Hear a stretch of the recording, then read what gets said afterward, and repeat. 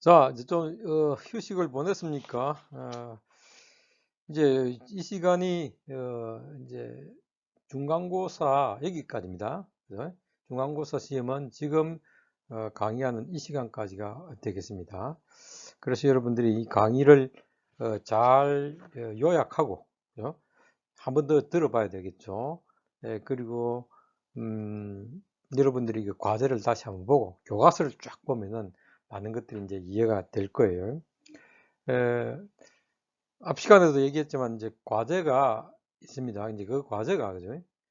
다음 시간에 중간고사가 될 겁니다. 앞에서 얘기한 거와는 조금 더 이제 변형을 시킨다면은 과제 그 지금까지 배운 내용들 있죠. 이게 음, 조금 더 여러분들이 그 지금까지 배운 것을 회상하면서 여러분들이 과제를 수정하고 그 다음에 총체적인 또 어떤 요약이 필요하겠죠. 그건 상당히 뭐 많을 겁니다.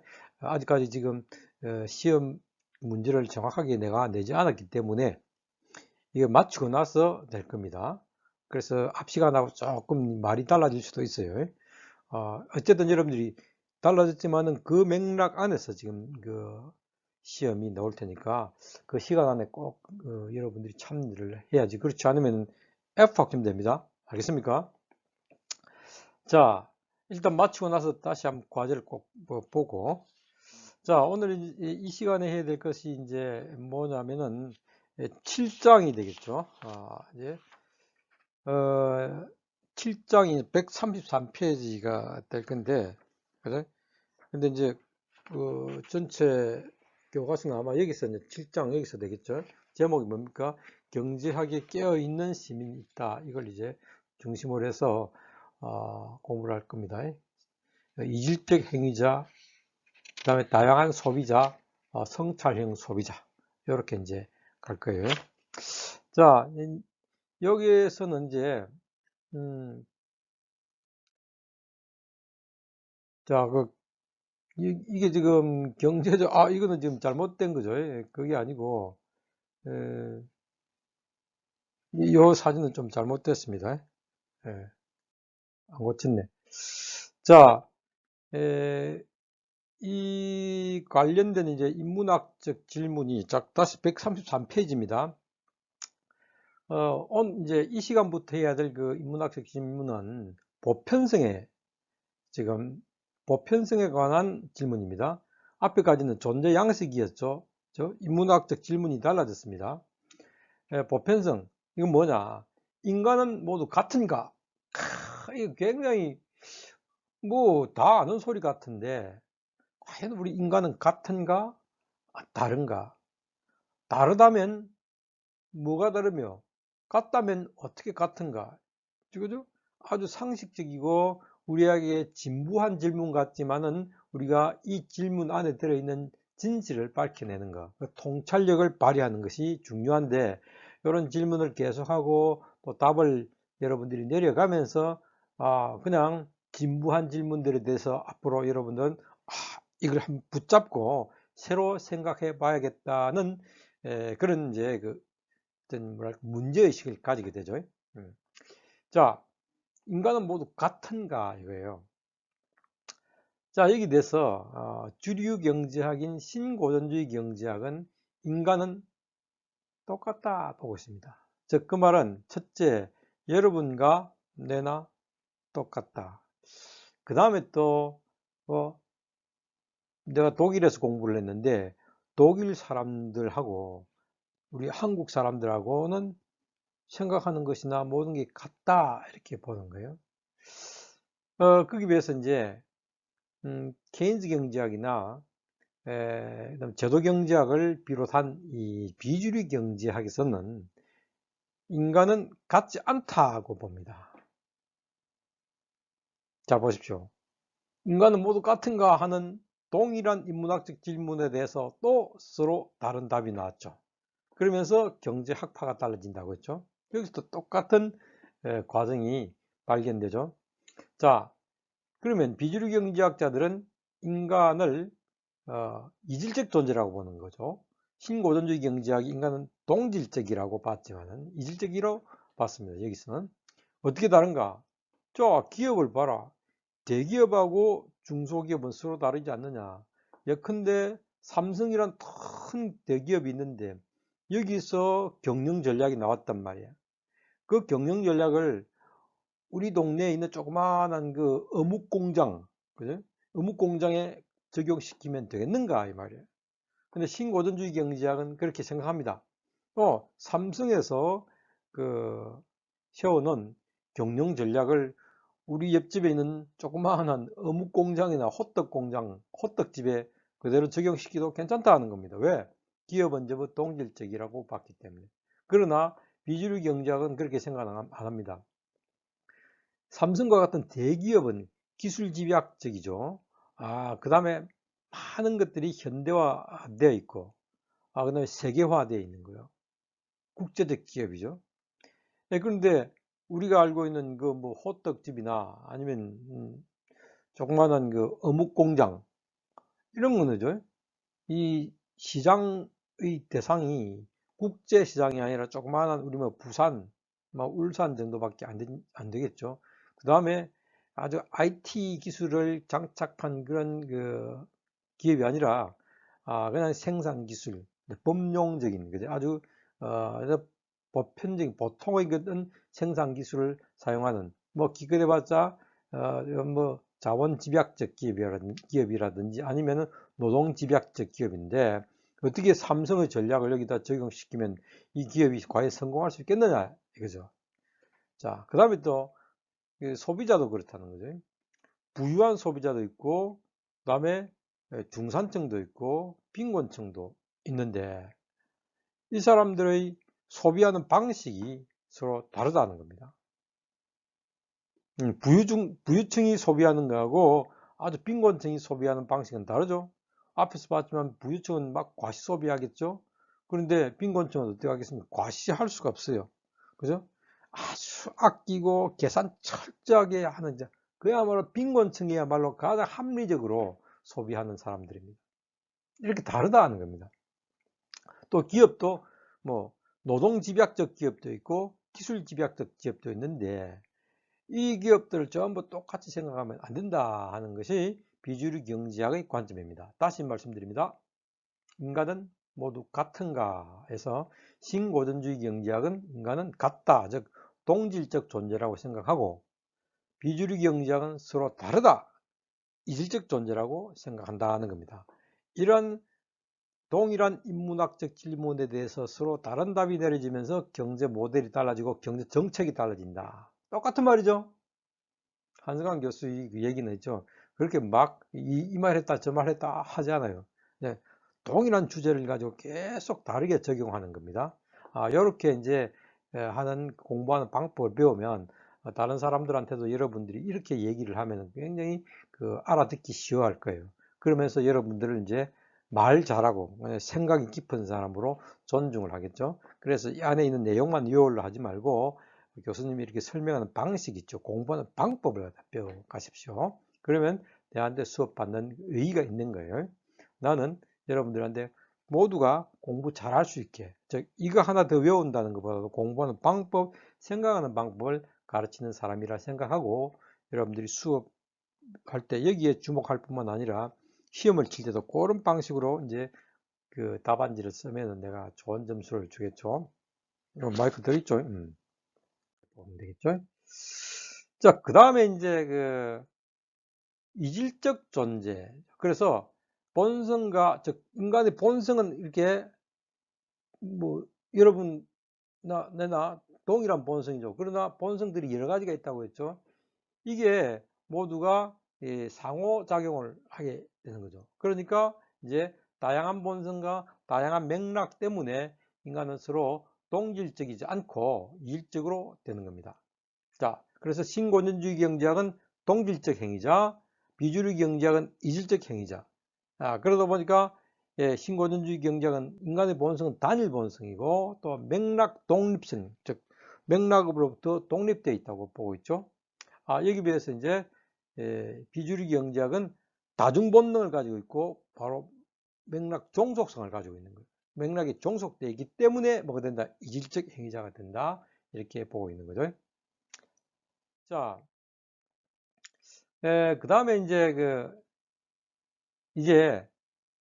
다시 이걸 조금 더 우리가 깊이 보면 이렇게 되어 있죠. 다중본능이죠. 우리 인간은. 즉, 자기 고려 본능, 그 다음에 또 모방 본능, 어버이 본능, 뭐 제작 본능, 한간 호기심 이렇게 되어 있죠. 그 다음에 이제 이러한 다중 본능을 가지고 있고, 그 다음에 제도적 맥락이 아주 다양하기 때문에 인간은 보편적인 개인이 아니라 제도적 맥락에 따라 살면서도 여전히 그래도 뭡니까?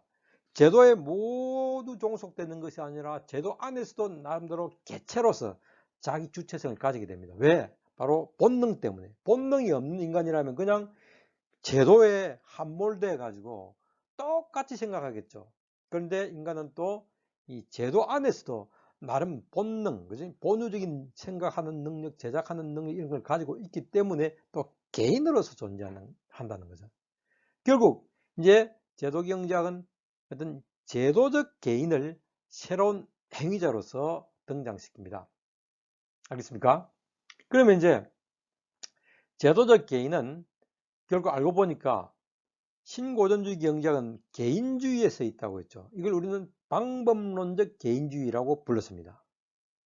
대신에 이 맥락주의자들은 방법론적 구조주의라고 볼 수 있죠. 모든 구조, 즉 맥락이 우리 인간을 모든 걸 결정해 버리기 때문에 개인은 없게 되는 거죠. 자, 다시 말씀드려서 한쪽은 개인만 부각시키고 다른 한쪽은 개인은 없게 돼 버린 거예요. 제도와 구조밖에 안 되는 거야. 이거는 아주 논리적으로는 타당하고 이제 아주 명확한 결론이 나오지만은 명확한 결론일수록 사실은 현실과 멀어진 그런 이론이에요.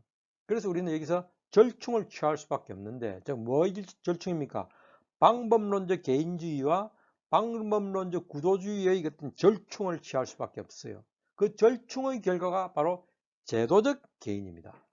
알겠습니까? 즉 제도의 영향을 받는다는 것은 불가피하지만 그 안에서 역시 인간이 가지고 있는 자유의지에 따른 본성을 가지고 있는 개인이 존재한다는 이 양자를 함께, 제도와 개인을 함께 이렇게 설명하려고 한 그런 용어가 바로 제도적 개인이라고 생각하면 됩니다. 자, 그러면 이제 이 경제학 안에 우리가 행위자를 부각시키는데 그 행위자가 바로 뭐라고 했습니까? 이런 제도적 개인인데 이 제도적 개인이 이제 제도 안에서 있으면서도 서로 개인이니까 또 서로 다를 수밖에 없겠죠. 어떻게 다릅니까? 첫째, 여러분 136페이지 나왔죠? 이제 제도에 완전히 함몰되어 가지고 제도에 따라서만 생각하고 행동하는 사람이 바로 습관형 행위자입니다. 그래서 습관에 따라서만 행동하는 거죠. 남이 시킨 대로 한다든지. 이건 이제 지금까지의 밟아온 경로에 의존한다고 해서 경로 의존형 행위자가 되겠죠. 자, 이 결과는 어떻게 됩니까? 변화가 없죠. 이런 사람들만 이 세상에, 즉 습관형 행위자만 있으면 변화 없습니다. 이 세상은 정체된 그대로일 거예요. 반면에 이제 이 제도적 개인에서 개인 쪽에 더 어떤 비중이 두어진 인간이 있겠죠. 이건 뭡니까? 지금의 경로로부터 독립하려고 하는 경로 독립형 인간입니다. 이 사람의 특징은 습관에 따라 사는 것이 영 마음에 안 들어. 그래서 새로운 것을 추구하고 싶어. 여전히 그러나 습관에 젖어 있어. 습관에서 벗어나려고 하고 그러다 보니까 변화하고 혁신하려고 하겠죠. 이런 사람이 바로 성찰형 행위자입니다. 이 사람이 이제 바로 이 사회의 변화와 혁신을 이제 주도하는 거죠. 자, 어떤 경제학은 모든 사람은 똑같다 해가지고 습관적인 사람만 있다고 보고 또 어떤 사람은 어떤 경제학에서는 모두가 생각하는 사람이라고 보고 있는데 애석하게도 아니면 어쩌면 현실적으로는 어떻습니까? 어떤 사람은 일부는 습관적인 사람이 있고 그래서 바꾸지 말자 그냥 그대로 이대로가 좋아 이렇게 주장하는 사람이 있지만은 또 어떤 사람은 아니다 이대로는 싫어 하면서 끊임없이 새로운 것을 추구하는 사람이 있다는 거죠. 자, 이게 지금 136페이지 그림에 잘 나와 있죠. 요거죠. 자, 보세요. 그러니까 결국 성찰형 행위자는 사회 변화를 주도하고 습관형 행위자는 사회를 정체하게 만든다는 거죠. 자, 안정, 좋게 말하면 안정입니다. 예. 자, 이게 이제 시스포스와 같은 사람이에요. 시스포스는 뭐 하는 사람입니까? 이제 그리스 신화에 나오는 거예요. 여러분들이 나중에 여러분들이 이제 나중에 한번 그 인터넷에서 찾아보면은 나와 있습니다. 여기서 다 설명할 수가 없고, 이제 이 사람은 뭡니까? 제우스 신의 그 어떤 벌을 받았어요. 그 어떤 벌이냐면은 절대 어기면 안 되는 벌이에요. 시간이 없어서 갑니다만, 그 벌을 받고 계속 어떻게 합니까? 바위를 지고 저 절벽을 올라가는 그런 벌을 받았어요. 그런데 올리놓으면 또 내려오는 거야. 그럼 다시 올라가는 거예요. 절대로 포기하지 않는 거죠.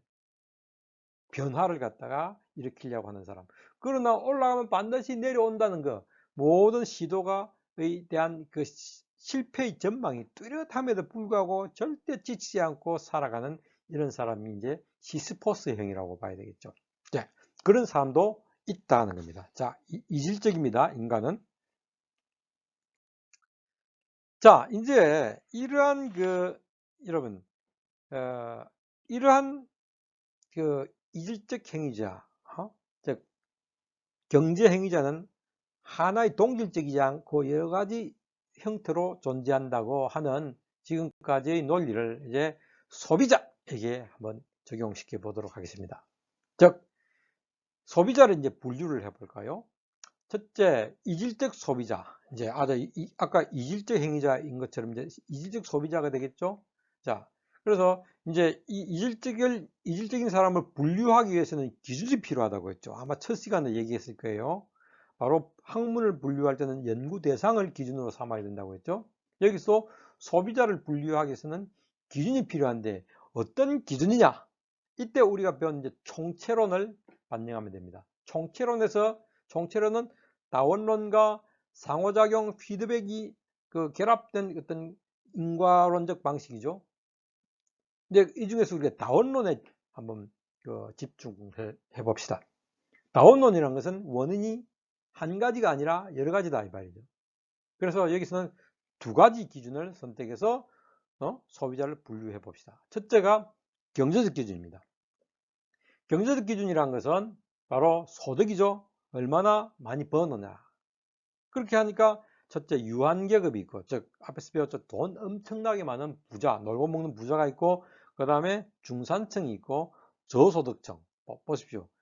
소득이라는 기준에 따라서 분류해 버리니까 사람의 소비자가 다르게 보이죠. 그죠?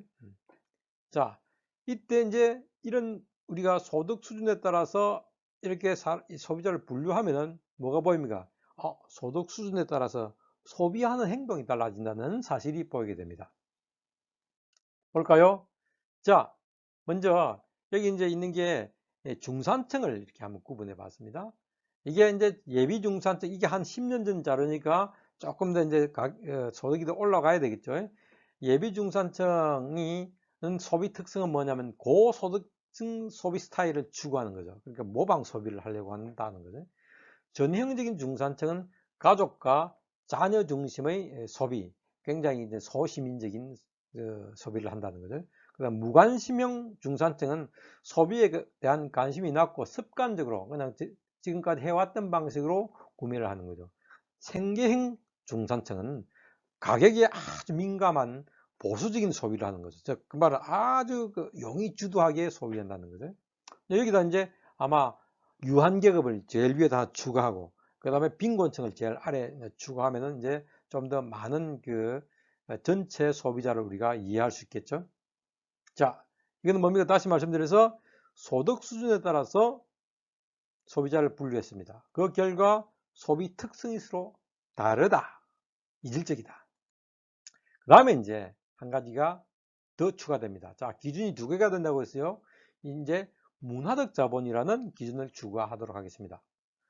문화적 자본이라는 것은 문화가 바로 자본이 된다는 겁니다. 즉 돈이 자본이 된다든지 어떤 기계 이런 게 자본이 아니라 문화, 우리 사유 방식 이런 것들이, 즉 이거는 이제 프랑스 사회학자 피에르 부르디에가 발견한 비경제적 자본입니다. 즉 경제적 자본이 아니라, 자, 다시 말씀드려서 물질적 활동의 영역으로부터 비교적 독립적인 문화적 활동의 영역에 존재하는 자본을 얘기하는데, 그거는 이제 돈, 상품과 같은 경제적 자본과 대조되는 개념으로서 언어 규칙이라든지 아니면 지식, 상징적 의미 체제, 사고나 행동, 유행, 뭐 가치관, 심리적 취향, 성향 이런 것들을 다 문화적 자본이라고 합니다.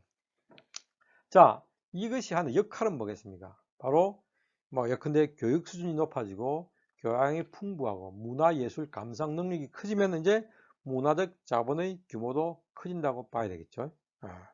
의외로 문화적 자본이 차지하는 역할이 아주 큽니다. 예컨대 뭐 아주 공부를 많이 하는 뭐 부유층이라든지 아니면 귀족층의 자녀들은 어떻습니까? 공부 많이 하는 그 문화를 갖다 받았어요. 습관이 된 거라. 근데 우리처럼 막 맨날 놀던 집안에서 자란, 나도 옛날에 엄청 가난한 집안에서 자랐거든요. 그런 사람들은 공부하는 걸 못 봤어. 그러니까 맨날 노는 게 사는 거다 이렇게 생각한 거예요. 지금은 이제 달라졌지만. 그러니까 계속 성적이 안 올라가는 거라. 나중에 막 성적이 좋아졌어요. 자, 이게 뭡니까? 서로의 문화적 자본을 가진 그 문화적 자본의 차이가 있다는 거죠. 즉 경제적 자본이 문제가 아니라 문화적 자본이 중요한 거죠. 여러분도 오늘 이 수업을 통해서 여러분들 이제 문화적 자본을 키우려는 어떤 생각을 가질 필요가 있겠죠. 자, 그래서 이제 자본을 두 가지로 보십시오. 이제 교과서 이제 봅시다. 142페이지죠. 보세요. 가로에는 문화적 자본, 그 다음에 세로에는 경제적 자본이죠. 그렇죠? 이렇게 이제 2원입니다. 1원이 아니에요. 원인을 두 개로 두니까. 그 다음에 또 문화적 자본에서 상, 많이 가진 사람, 중간, 하. 경제적 자본도 상, 중, 하 이렇게 쫙 하니까, 즉 두 개의 요인을 세 개로 나누니까 아홉 양식이 소비자가 패턴이 만들어지더라는 겁니다. 자, 먼저 A형 생활 양식. 자, 뭡니까? 경제적 자본은 상, 그 다음에 문화적 자본도 많아, 제일 많아. 이 사람들은 이제 유한계급인데 아주 현대적인 유한계급이죠. 그러니까 돈도 많고 문화적 자본, 교양도 많고 클래식 음악도 막 듣고 뭐 이런 아주 고상한 이런 사람들 있죠. 이런 사람이 있고 그 다음에 이제 B형은 한번 볼까요? 예를 들어서 그죠? 경제적 자본은 많은데 문화적 자본이 좀 없어. 그래서 이제 이런 사람들은 별로 그렇게 교양은 크게 없는데 그래도 뭐 고만고만한 거라. 전통적 유한계급이 되겠죠. 그 다음에 이제 경제적 자본은 많은데 영문화적 자본이 꽝이야. 그러니까 졸부들이죠. 갑자기 돈 번 사람들은 몸이 말하네 이러죠. 그죠? 그 옛날 방식을 버리지 못하고 항상 그냥 그 돈 많이 벌었으면 뭐 쓸 길도 몰라. 그래 기껏 쓰는 게 도박하고 술 먹고 뭐 술집 가고 이런 거밖에 못하는 거예요. 그죠? 아까 문화적 자본이 상인 사람은 그걸 가지고 뭔가 좀 다른 식으로 소비를 하겠죠. 그죠? 문화적 소비도 하고 아니면 뭐 어떤 사람은 또 타인을 갖다 도와주기 위해서 기부도 하고 막 이러겠죠. 자, 이렇게 이제 보면 되는 거예요. 그러니까 이제 D형을 보면 뭡니까? D형은 바로 문화적 자본은 상인데 경제적 자본이 중 정도 되겠죠? 아마 내 정도가 되지 않겠느냐, 이래 볼 수도 있겠어요. 뭐, 대학 교수니까 월급이 그렇게 적지도 않겠죠?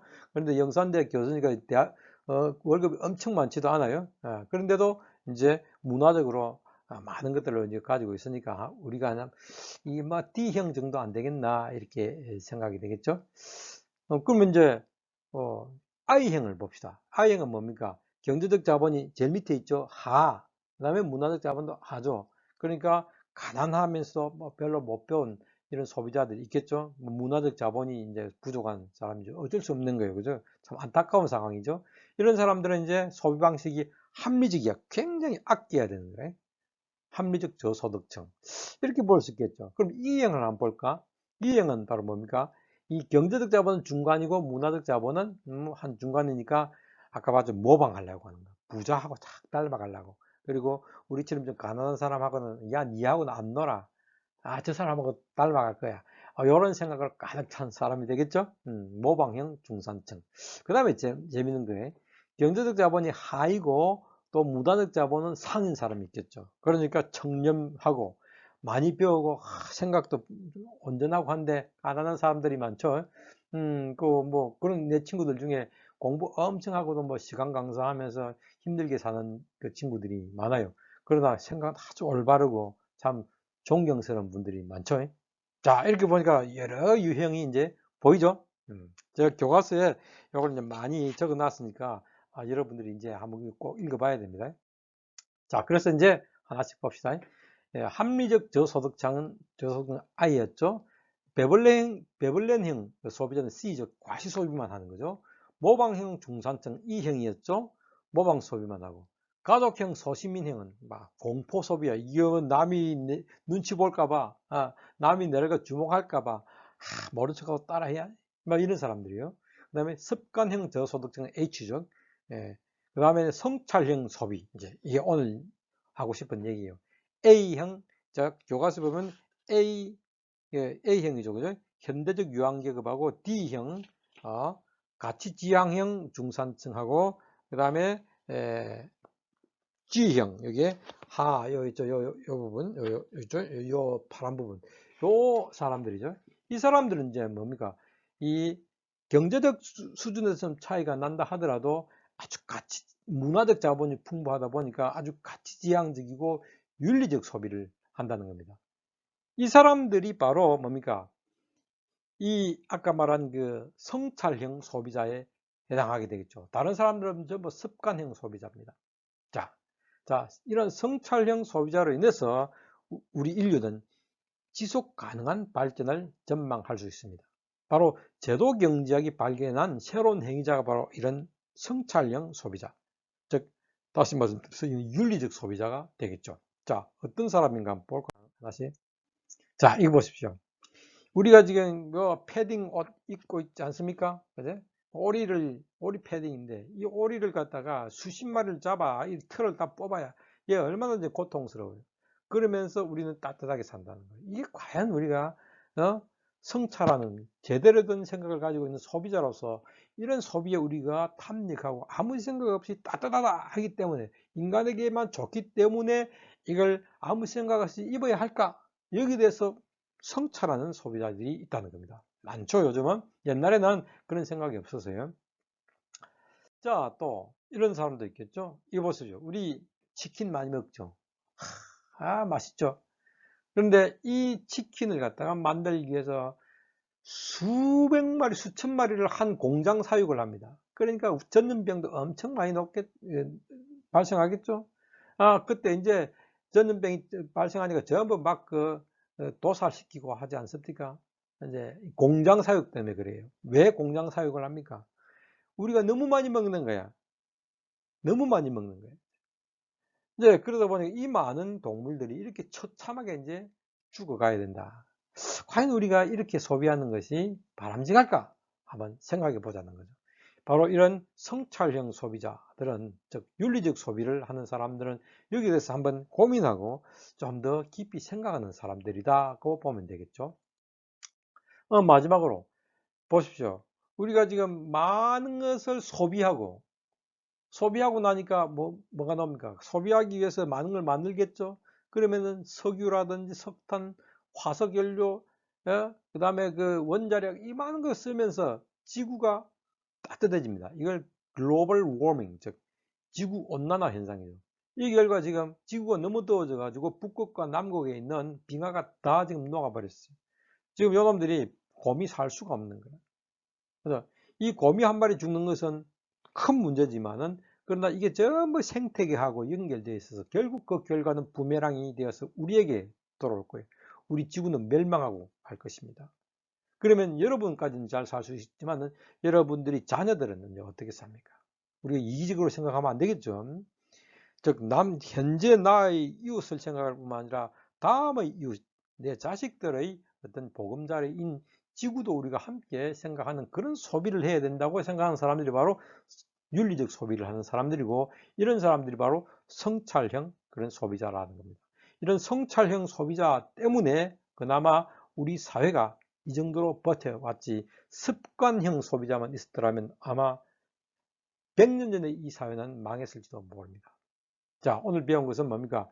제도 경제학 안에서 바로 이질적 행위자, 즉 인간은 동질적이지 않고 이질적인데 그 안에서 바로 소비자가 이질적이고 소비자가 습관형 소비자와 성찰형 소비자가 있는데 바로 이 성찰형 소비자들이 우리 사회의 역사를 갖다 변화시키고 그 다음에 좋게 만드는 지역들이다 하는 것을 알게 됐습니다. 자, 다음 시간에는 알겠습니까? 절대 잊지 마세요. 시험입니다. 그 시간 안에 딱 와야 됩니다.